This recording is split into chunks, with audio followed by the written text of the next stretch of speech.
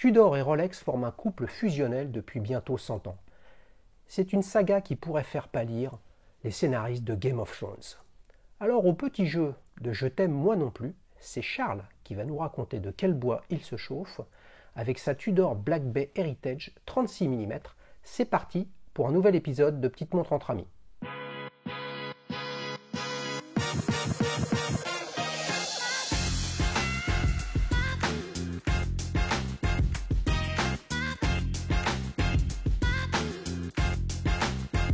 Salut Charles.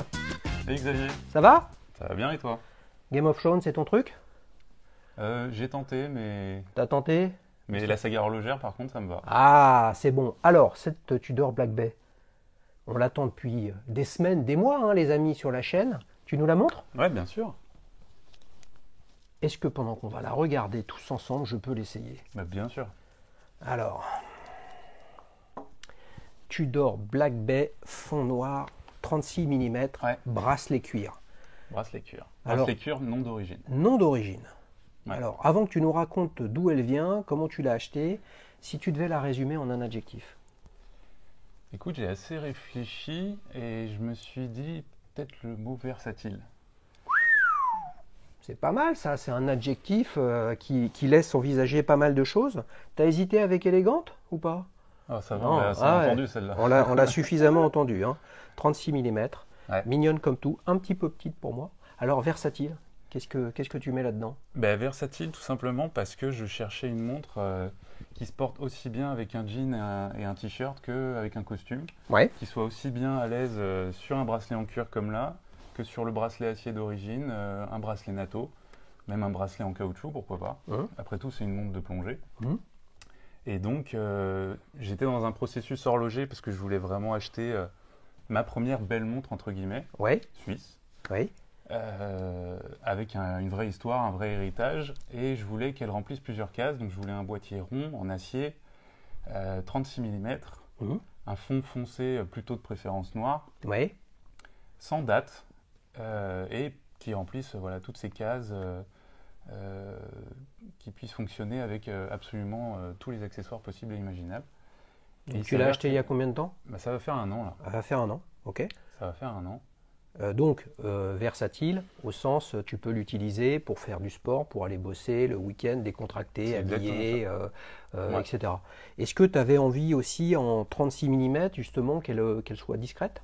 Oui, Ouais. complètement. Mhm. Et c'est justement d'autant plus vrai avec le fond noir comme ça, Mhm. et le fait qu'elle n'ait pas de date. Mhm.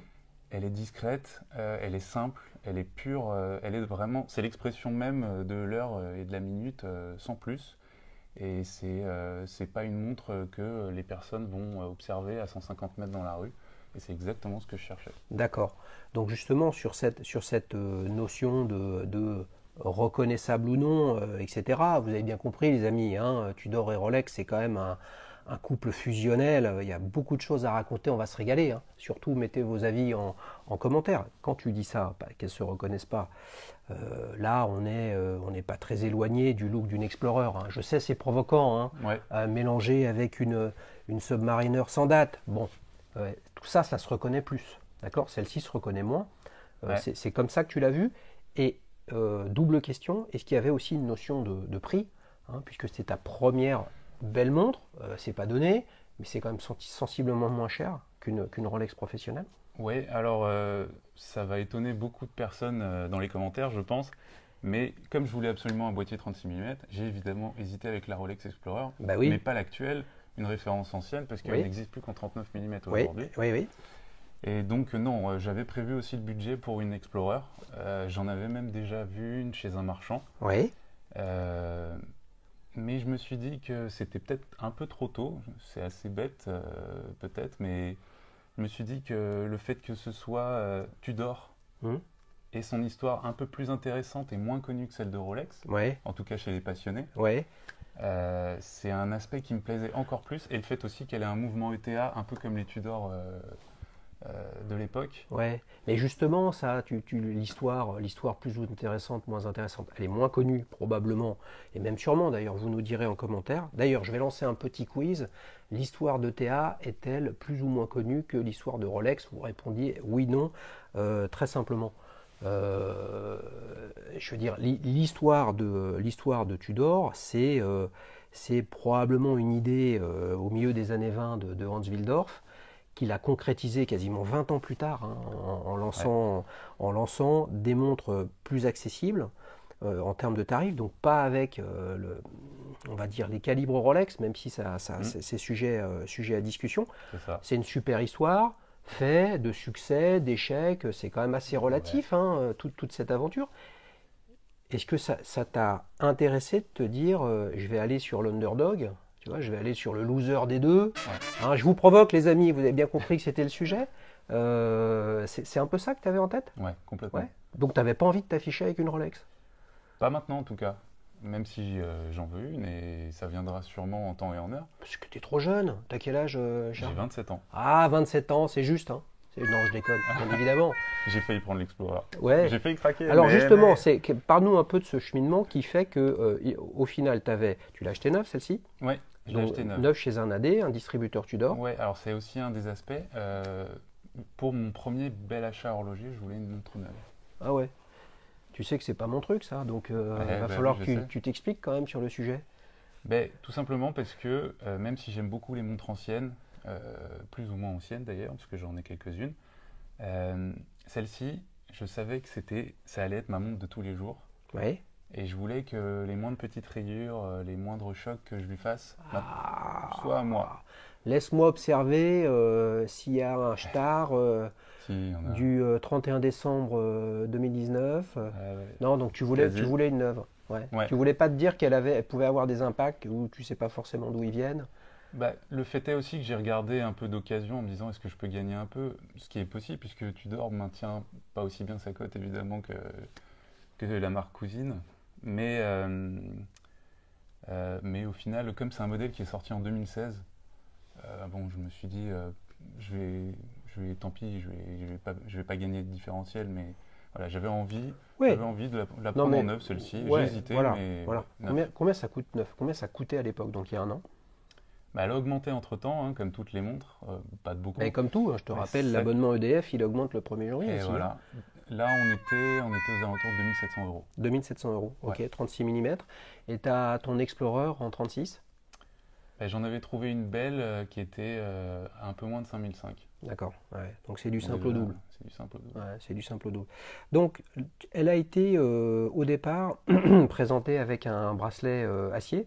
Ouais, je l'ai acheté avec le bracelet acier. Ouais, un bracelet acier qu'on pourrait qualifier de quoi? De oyster-like, on va dire. Ah ouais, c'est un Oyster, Ouais. très clairement. Avec un fermoir très particulier, enfin, Mhm. qui est on ne peut plus classique, Mhm. mais ce qui respire énormément de la qualité. Ouais. Franchement, le bracelet Tudor, je pense que tout le monde pourra le confirmer, c'est vraiment un des bracelets qui est parmi les plus réputés sur le marché, surtout pour la gamme de prix. C'est vraiment, Tu es en train de- ça sent le bracelet incassable, quoi. Ouais, mais tu me tends une perche quand même, quoi. Tu me vantes le bracelet oyster-like Tudor. Et je suis sur du cuir. Et t'as mis un bracelet cuir Ouais. qui est très très sympa. Ouais. Molkin. Molkin. Ouais. Et c'est des Belges, ça, non? Ouais, je crois Non, bien, ouais. c'est ça. Ils sont Effectivement, basés c'est en un Belgique. bracelet qui était très très sympa. Hein. Je pense qu'on est sur un veau grainé, couleur camel, on va dire. Les finitions sont vraiment super bien faites. C'est Ouais, bien, vraiment. belle couture, pardon. Couture machine, quand même. Ouais. Oui. Combien t'as payé ça? On me l'a offert. On te l'a offert. Ah, bah ça Bon, n'a j'ai pas, ça j'ai n'a pas de orienté le prix choix. alors. Ah, ça n'a pas de prix. C'est ma copine qui me l'a offert. Ouais, non, mais c'est super. Mais je l'ai orienté, bien ouais, sûr. mais ça lui va très très bien. Ça lui va très très Ce bien. qui veut dire que tu as une boucle OEM hein, qui t'a été fournie par le fabricant de bracelets. Ça, c'est une boucle aftermarket. Ouais, ouais. Bah, Moi, OEM, j'ai excusez-moi, c'est un terme un peu lié à technologie d'origine, et au logiciel. Hein, Ouais. hein. Ouais, donc il n'y a pas de boucle Tudor. Non, parce que je l'ai prise sur acier. et tu Sinon, pourras acheter la boucle. oui, je pourrais acheter la boucle. Le problème de Tudor, c'est le prix des pièces détachées. Pourquoi? Parce que je l'ai acheté sur acier. Ça fait partie de leur lune de miel avec Rolex. Hein. Ils Voilà. partagent un certain nombre de choses, dont Ouais, les prix. Pas toujours les bonnes choses. Et le fait est que je l'ai acheté avec sur bracelet acier Ouais, et c'est fourni aussi avec un bracelet en tissu, avec un maillage très très particulier qui est fabriqué dans la région de Saint-Étienne. oui, C'est fabriqué en France. oui. Si on veut l'acheter tout seul, ça vaut 150 euros. Ça, c'est le bracelet en tissu. en tissu. Juste en tissu. Juste en tissu. C'est un simple passant, en fait c'est même pas un atto, c'est un simple passant. Ouais, C'est un motif camouflage sur des tons gris et noirs, ouais, qui est très joli d'ailleurs. ouais. J'aimais pas du tout d'ailleurs quand je Ouais. l'ai acheté. Puis finalement je l'ai mis 1 ou 2 fois et je trouve que ça va très très bien à la montre, mais c'est ce que je disais, elle est versatile, Ouais. tout lui va au final. Ça me rappelle l'épisode avec Régis et sa Bell Rose BR03, une plongeuse, je ne sais pas si tu l'as vu. Si, Et je justement, m'en il souviens. avait dessus un bracelet qui n'était pas un atto, qui était un bracelet juste avec le Simple bracelet qui passant. passe dessous, simple passant, exactement. Je ne connaissais pas. Ça ressemble à un atto, mais en fait, ça n'en est pas un. Ouais. Ça ne change pas, je pense que si une pompe est cassée, tu perds pas la montre, puisque tu as quand même le passant en dessous qui bah, te tient, voilà. qui te tient la montre. C'est pas mal. Sauf que ça permet d'avoir plus de finesse sur le poignet. La montre n'est pas surélevée comme sur un atto qui a une double Ouais. couche en général. Alors tu m'expliquais en venant que justement les bracelets NATO et les bracelets en général c'était ton truc. Petite remarque, hein, on voit ici sur ce bracelet des pompes automatiques hein, qui permettent de changer rapidement C'est le une bracelet. Ouais, mais ça c'est sympa. Ouais. Elle n'est pas payante j'espère. Hein. Si, Bon. si. Oh là là, quand vous savez combien ça coûte les amis des pompes comme ça en ligne, faire une option payante, je pense pas que ce soit la meilleure façon de faire. Donc tu me disais quand tu m'as écrit que tu avais monté une activité de bracelet NATO. Tu Ouais. peux un peu nous en parler? Comment ça s'appelle? Ça s'appelle Cassini. Ouais, Cassini Straps pour le site internet et la page Instagram et Facebook. ouais. Je mettrai les informations dans la description. Pourquoi Cassini? Pourquoi Cassini? Parce que je cherchais un nom qui soit facilement prononçable, avec une connotation italienne. Ouais. Et j'aimais Pourquoi aussi... t'es italien? Pas du tout. Pas du tout? Pas du Tu tout. voulais un Mais truc italien? Je voulais une belle consonance. Ouais. Et le fait est aussi que le nom Cassini, ça a plusieurs histoires, parce que c'était le nom d'une sonde spatiale qui était en mission vers Neptune, Ouais. il y a quelques années. Ouais. Et c'est aussi le nom d'un grand géographe français qui a commencé sous l'ordre du roi à cartographier le royaume de France. Ouais. Et d'ailleurs, l'hôtel de Cassini est présent dans le 7e arrondissement. Donc c'est un ensemble de choses. Je trouvais que ce nom était magnifique. Et il s'avère que je l'ai pris pour fonder ma marque de bracelet NATO. T'en as amené quelques-uns là, tu me montres? Ouais. Tu en aurais un en 22 Bah, qui j'en ai- passe sur j'en- les amis. J'ai amené une montre que vous connaissez, hein, spécialement certes, La elle est Leap toujours Nautic Ski. bien sûr la Nautic Ski, Ouais. qui est montée sur un bracelet NATO maison que j'ai fait moi-même en cuir. Et d'ailleurs, regarde Charles, tu vois que l'embossage du cuir en veau grainé vient probablement de la même tannerie. C'est ce qu'on appelle du veau Epsom. Epsom, ouais, d'accord. Epsom, quand tu vas chez Hermès, c'est de cette couleur et cette texture-là. Alors, qu'est-ce que tu as en 22? Bah écoute, en 22, j'en ai pris Au hasard, quelques-uns, hein, au hasard. alors, Tiens, je sais pas ce que tu préfères pour le les bleu. Nautic Ski. Le bleu. Allez, le bleu. Ouais. Le bleu, il est en 22. Tu veux Le du bleu en 22, 22? c'est ça? Ouais, c'est du 22. Ouais. Alors, hop, Donc c'est des bracelets qui sont... raconte-nous un petit peu. En fait, c'est des bracelets qui sont en tissu. Ouais. Et c'est un tissage particulier. Tiens, vas-y. C'est un tissage particulier parce que c'est un peu le tissage... c'est un tissage qui est similaire à ce qui est fait sur les ceintures de sécurité Ouais. dans les avions ou les voitures. Ouais. Ce qui permet en fait d'avoir un tissage qui est extrêmement robuste. Tu vois, il va falloir que je change La pompe. Il va falloir que je change la pompe parce que j'ai des pompes extrêmement épaisses, Et voilà. probablement d'origine. Effectivement, quand on commande sur Internet, souvent elles sont plus fines. Ouais. Et là, je peux pas le passer. Ouais, parce qu'en plus, ils sont très fins. Hein. Ils Ouais. font un peu plus d'1 millimètre d'épaisseur. Donc, ça permet justement qu'elle ne soit pas trop surélevée, la montre, sur le poignet. Ouais. Mais oui, c'est une Effectivement, question on de pompe. dirait. On dirait une ceinture de sécurité. Tout à fait. Tout à Ouais. fait. Tout à Et fait. ce qui permet d'avoir en fait quelque chose qui est à la fois très robuste, très doux et très, voilà, très agréable sur le poignet. Et j'ai fait ça aussi parce que tout simplement en fait j'aime beaucoup les accessoires de manière générale. J'aime beaucoup même les objets en cuir, un peu comme toi. Et j'aime beaucoup les bracelets NATO, j'aime beaucoup en changer régulièrement. Et je connaissais un peu plusieurs marques, j'avais testé des choses.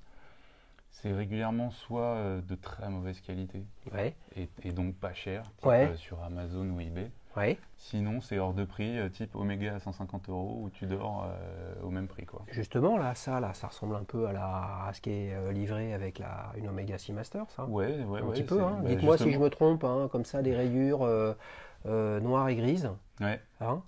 Combien ça coûte un bracelet Cassini, Charles? ça vaut 15 €, tout frais compris. Attends, tout frais compris, frais d'envoi compris? Frais d'envoi compris en France, ouais. pas de problème. Waouh! T'as combien de coloris en tout? J'en ai 7. 7 7 et 2 tailles pour l'instant. 2 tailles, donc 22 et 20. 22 et 20 parce que c'est les formats les plus standards et puis d'ailleurs Ouais, le y a plus pas- demandé y a- c'est 20 quoi. Ouais, il n'y a pas de natto en 18. Il y a des nattos en 18. Il y en a quand même? Ouais, il y en a même en 19. Ouais. On peut en faire en toutes les tailles, mais sachant qu'il n'y a pas beaucoup de marques qui en font. Ouais. Mais Oui, et puis on va dire une montre un peu quand même sportive, ADN plongé, nautisme, sport automobile, aérien, ça. etc. C'est quand même des montres à plus de 40 mm. Donc Ouais. souvent, on est au moins en 20 mm, si ce n'est en 22. Alors pour la petite blague justement, la Tudor, c'est un de ses rares défauts. Ouais. L'entrecorne elle est de 19. Ah, bah tu sais quoi, ça me rappelle ma Zenith Elite euh, en fond noir, extra plate, qui est effectivement Pareil, du 19. ouais, qui est en 19 avec une boucle en 16. Ça aide Ça se pas trouve beaucoup. pas. Ouais. Ouais, ça se trouve pas beaucoup, donc il va falloir que je lance du 19 mm. Donc ça explique pourquoi, alors que tu as monté Cassini Straps, tu viens avec un bracelet cuir. Certes, c'est un cadeau, donc Voilà, il faut c'est quand ça. même l'utiliser. Ouais. Mais en fait, tu n'as pas dans ta gamme de bracelet natto cuir. en 19. Ah non, 19, Ouais. non. Alors ça serait un projet justement. Et le projet aussi, ce serait éventuellement de développer la gamme en faisant aussi éventuellement du cuir. Ouais. Pourquoi pas. Et puis il y a des accessoires horlogers si tout va bien. Ah, bah c'est sympa. Voilà. Écoute, on souhaite beaucoup de succès à Charles sur le sujet. Et il faut visiter quoi? Instagram, c'est Cassini Straps. Cassini Straps, idem pour le site internet. CassiniStraps.com. Cassini-straps.com. Écoutez, c'est magnifique. Allez voir. En tout cas, ce que je vois, c'est que c'est pas mal du tout. Revenons à ta Tudor, effectivement, Black Bay. J'avais pas remarqué, elle a une couronne qui est assez particulière, qui est extrêmement proéminente. Ouais. Et il y a un petit insert. C'est un petit tube en C'est aluminium un noir. tube en aluminium. Ça n'a Ouais. pas de fonction particulière. On est vraiment dans le design. Ah, là, on est exclusivement. vraiment dans le design. Ouais. Mais ça a quand même un intérêt dans le sens où c'est plus facile Ouais. de tirer la couronne. Ouais. Puisqu'on a plus d'espace entre le boîtier et la couronne. Donc c'est moi qui la remonte régulièrement, c'est quand même une montre de tous les jours. Ouais. C'est très agréable à l'usage et ça respire la qualité. Qu'est-ce qu'il y a comme réserve de marche dessus? C'est du classique, on est dans les... Ouais, alors ils annoncent 38 heures. Pas plus? Non, pas Non plus, pas plus. Ils annoncent 70 heures sur les autres Black Bay, mais qui ont leur fameux mouvement maison. Ah. Celui-ci, c'est Sur la Pelagos, notamment au départ, La quand ils Pelagos, l'ont lancé, et puis la la 58, 58, la bien fameuse. sûr, et la GMT aussi. Alors je crois que c'est le MT 5602, quelque chose comme ça. Ouais. Et lui, il est à 70 heures de marche. Oui, alors je vous invite à aller voir le site de Tudor qui est très sympa pour plusieurs raisons. Je rebondis sur ce que tu dis ils ont noué un partenariat avec Breitling. Ouais. Tudor justement pour développer leur mouvement et c'est pas un hasard hein, ce partenariat. Breitling est une des rares maisons horlogères à pas faire partie d'un grand groupe horloger. Rolex non plus, hein, puisqu'ils se suffisent à eux-mêmes. Et donc, c'est pas étonnant qu'ils se soient tous les deux rapprochés pour développer hein, en fait, des mouvements, enfin en termes d'ingénierie. Et il ne faut pas se leurrer non plus. Hein, si je ne vais pas dire de bêtises, mais de mémoire, en 2013 ou 2012, Tudor a lancé son premier mouvement manufacture avec la Pelagos, c'est bien parce que Hayek avait annoncé la fin de la livraison des mouvements ETA de façon non discrétionnaire, c'est-à-dire quiconque en commande en reçoit. Hein, et ça fait partie de l'histoire de Tudor quand même, cette relation avec ETA, que ce soit pour des mouvements, on va dire, classiques automatiques, ou les Valjoux chronographes, qui font aussi maintenant partie d'ETA. C'est ça. Et d'ailleurs, c'est un sujet qui redevient d'actualité, dans le sens où, dernièrement, il y a un peu un combat entre les manufactures horlogères et les autorités suisses du milieu. Sûr, oui. Dans le sens où, justement, ils voudraient limiter ETA dans leur quantité.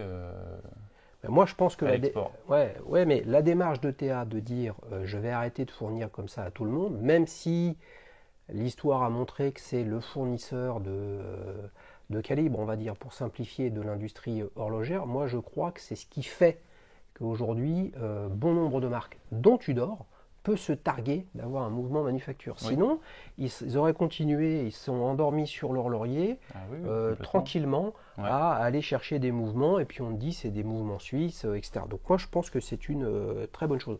L'autre raison, Charles, pourquoi je disais que le site de Tudor est très sympa, parce que de façon assez surprenante, si on compare à celui de Rolex par exemple, eh bien, il fait la part belle aux terminologies amenées par les collectionneurs. Oui.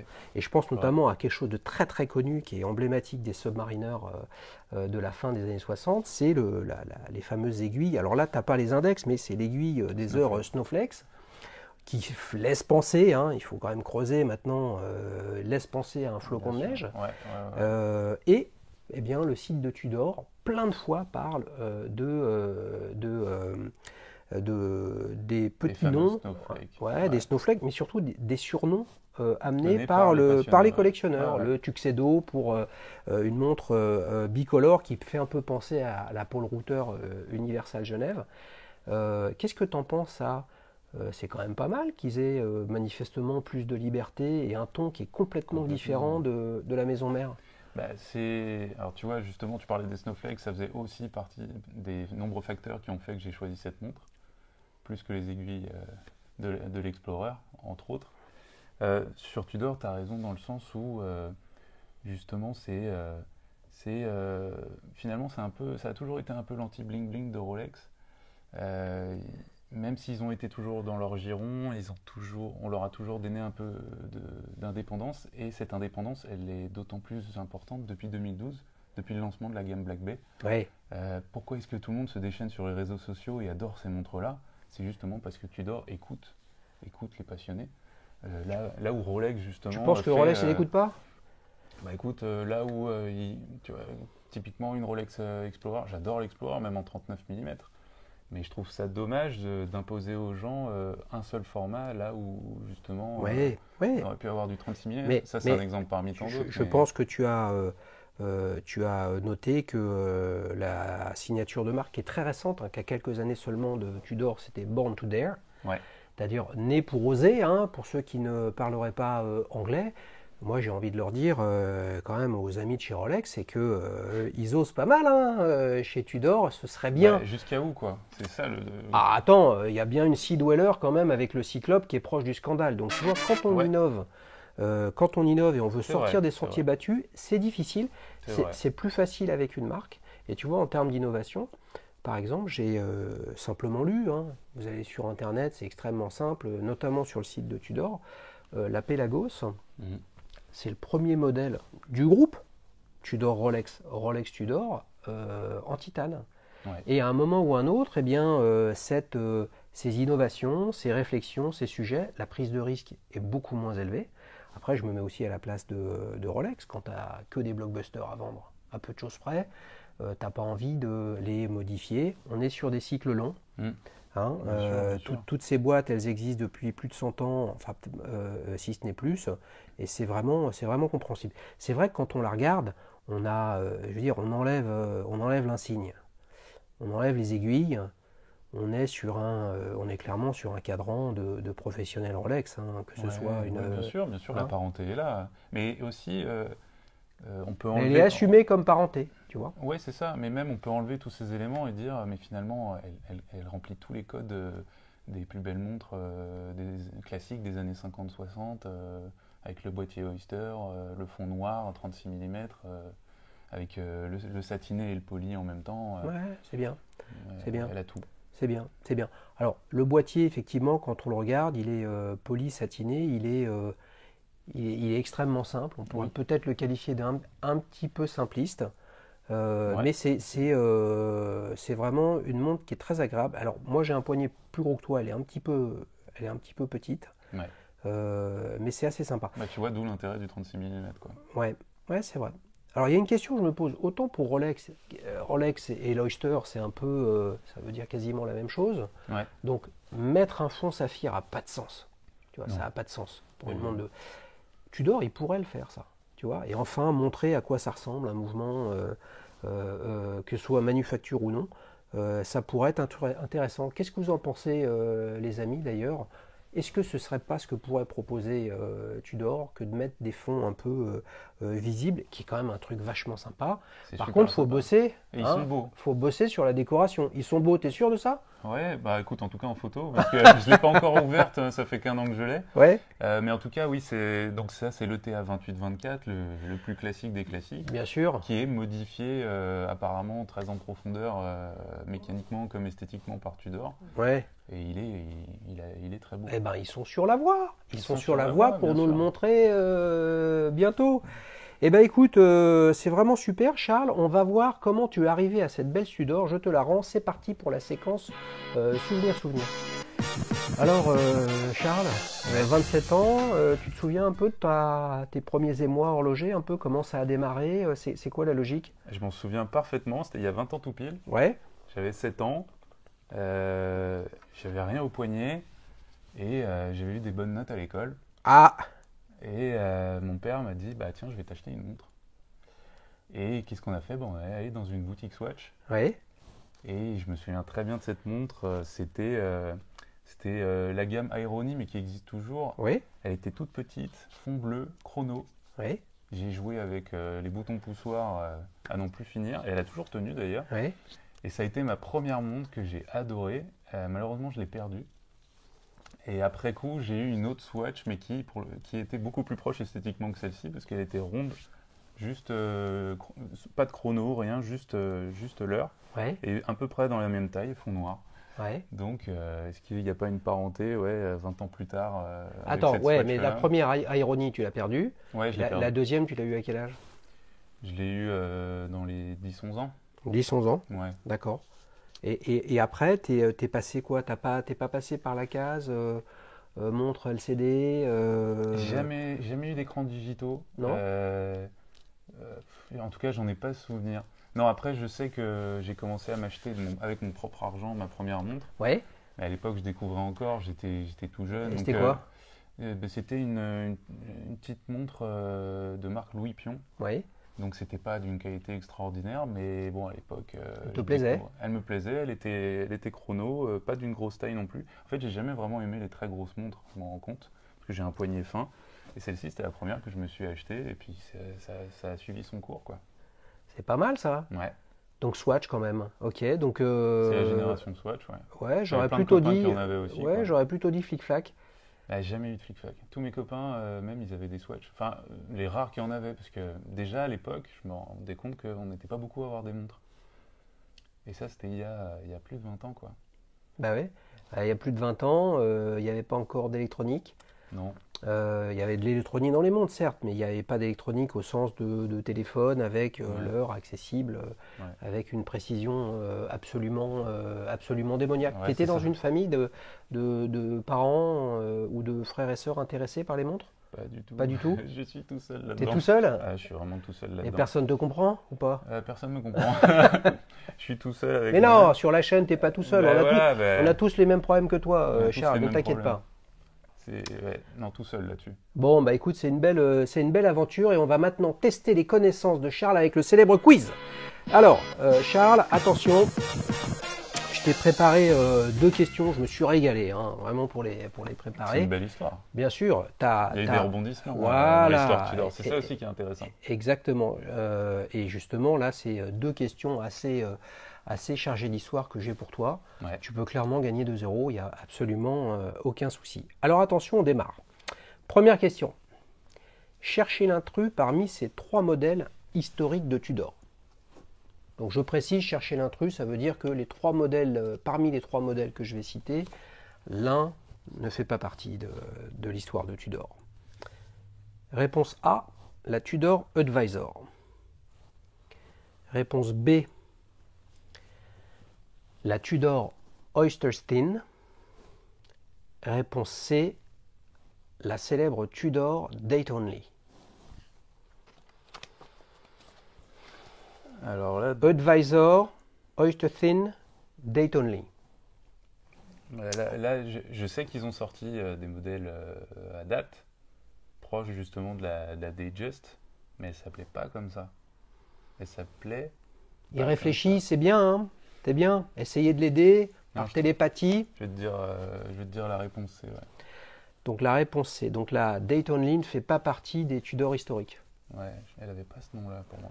Bonne réponse, Ouais. Charles, c'est J'ai eu pas chaud. mal. Chaud. C'est pas mal du tout. Là, tu sais, la Tudor Advisor, c'était une montre réveil, un C'était peu une montre réveil, un comme peu dans une. le style de... Voilà, qui a été rééditée. Toutes les Tudor, d'ailleurs, historiques, Ouais. quasiment ont été rééditées. Hein, sortie en 1957. 7 ans quand même après la Jaeger LeCoultre Memovox. Ouais, Hein. ouais, Je ouais, donne ouais. le bonjour à Sébastien, hein, d'ailleurs, qui est venu nous raconter son histoire avec sa Memovox Très des belle années montre. 50. Je vous invite à regarder cet épisode si vous avez des montres vintage. La Tudor Oyster Thin, extra plate, Ouais. 6 mm d'épaisseur. Ouais. Tu te rends compte, sans le verre. C'est Ça, une des Tudor les plus recherchées. On est dans les années 50 là. Ouais, pareil, Ouais, c'est 57. ça. Tu vois, 57, intéressant. ouais, Hein. voilà. C'est un terrain sur lequel n'est pas allé Rolex, sur l'extra Non. plat. Peut-être un peu avec la Cellini, mais pas en tout cas avec le boîtier Oyster. Bah, c'est Vous ça. voyez qu'il s'en est passé des choses entre Rolex et Tudor. Réussi ou moins réussi, continue ou non.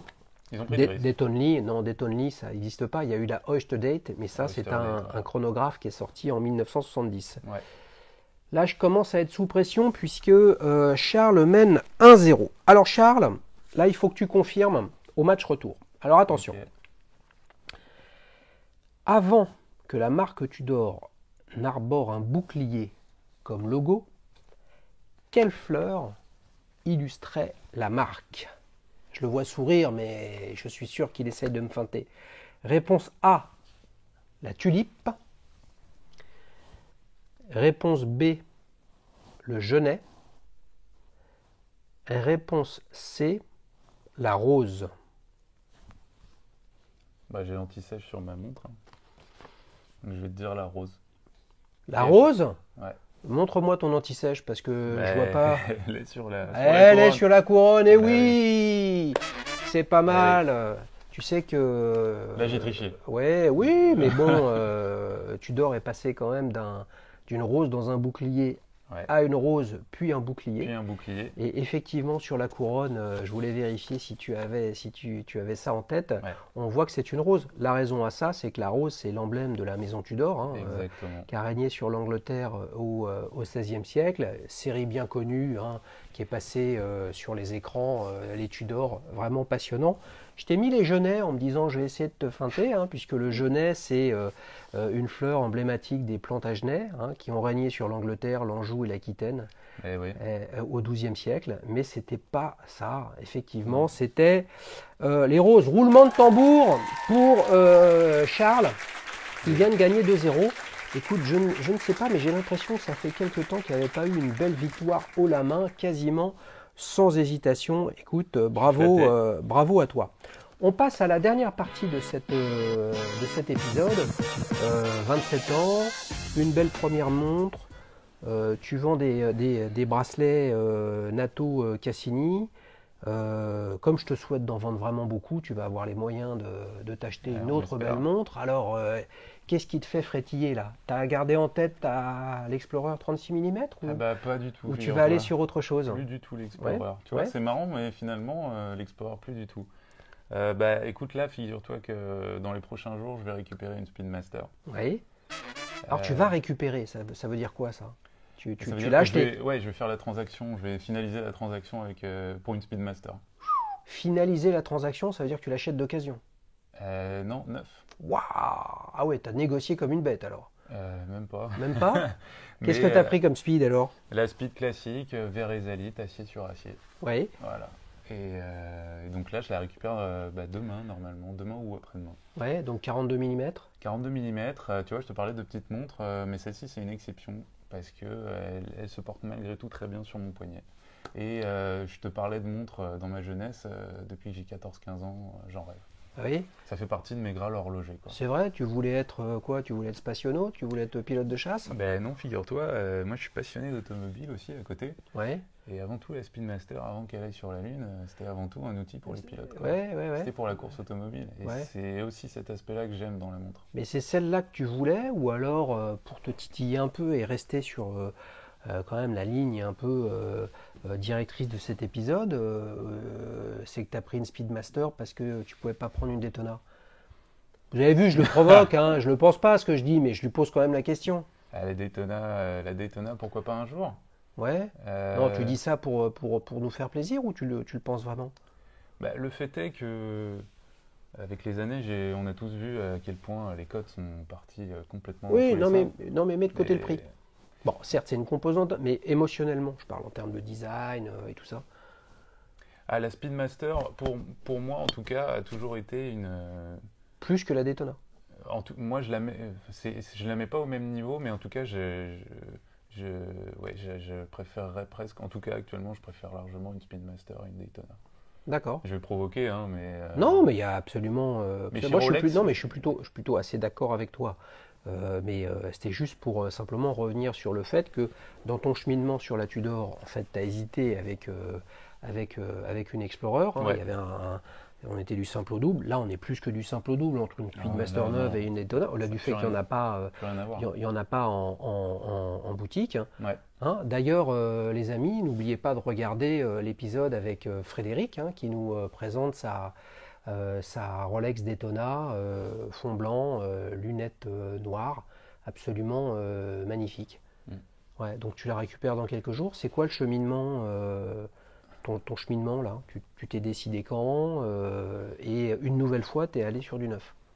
Ouais, mais ce sera sûrement la dernière fois.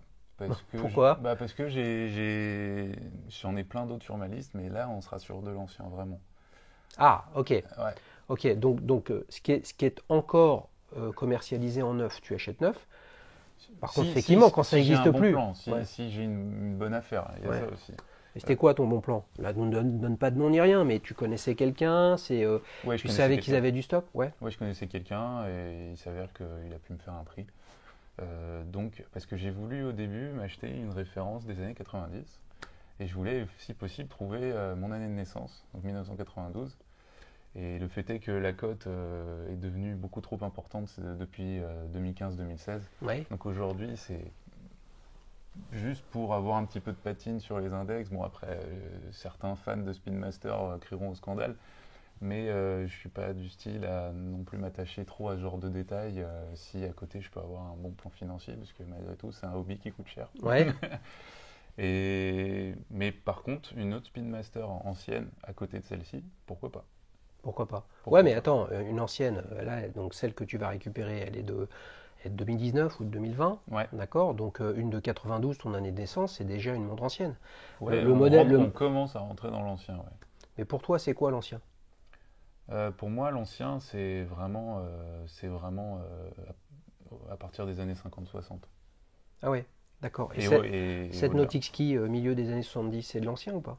Bah, moi, si je compare un peu au milieu automobile, je pourrais dire que c'est un peu un young timer. On peut encore la mettre au quotidien sans avoir peur de l'abîmer. Ouais. Euh, Ah, c'est comme ça que tu le vois. D'accord, c'est intéressant. Dites-nous ce que vous en pensez en commentaire, hein, parce que le vintage, ça veut tout dire et rien dire. Ouais, Je c'est veux dire, ça. il y a du vintage des années 30, il y a du vintage des années 70, il y a des vintage des années 60, 80. Je suis assez d'accord avec le parallèle que tu fais. Je pense quand même que les Youngtimers, si on devait les comparer dans le milieu horlogerie, on sait plutôt dans les années 90, c'est-à-dire avec des process beaucoup plus industriels, des façons de faire différentes, beaucoup de, comment dire, beaucoup d'importations d'équipements, de petites pièces, de finitions qui sont pas forcément faites localement, tu vois, Ouais, qui sont plutôt complètement. faits en Asie. Ouais. Là, au-delà du fait que une Nips est fabriquée en France, mais moi en tout cas, ce qui m'intéresse, et vous le savez hein, sur la chaîne, ce que j'aime beaucoup aujourd'hui, mais après les choses évoluent, c'est le look des années 70. Et pour le coup, tu vas récupérer une Omega Speedmaster. Omega, dans son histoire, eux, ils sont vraiment born to dare. Hein. Ils ont osé dans les années 60-70 Ouais. avec des modèles absolument merveilleux sur des Seamaster, sur des Speedmaster, des constellations, souvent très sous-côté. des dynamiques. Après, Si vous voulez vous régaler pour pas cher, quelques centaines d'euros parfois, pas plus, vous pouvez avoir une belle Omega des années 60-70. Alors évidemment, pas en allant chercher une Speedmaster des années 60 ou 70, parce c'est que là, difficile. ça s'est envolé comme bon nombre de montres emblématiques. Écoute Charles, je te remercie beaucoup d'être venu. Bah, Encore merci. une fois, bonne chance dans ton projet de bracelet NATO. Si vous avez envie de participer à cette émission, vous savez, c'est extrêmement simple.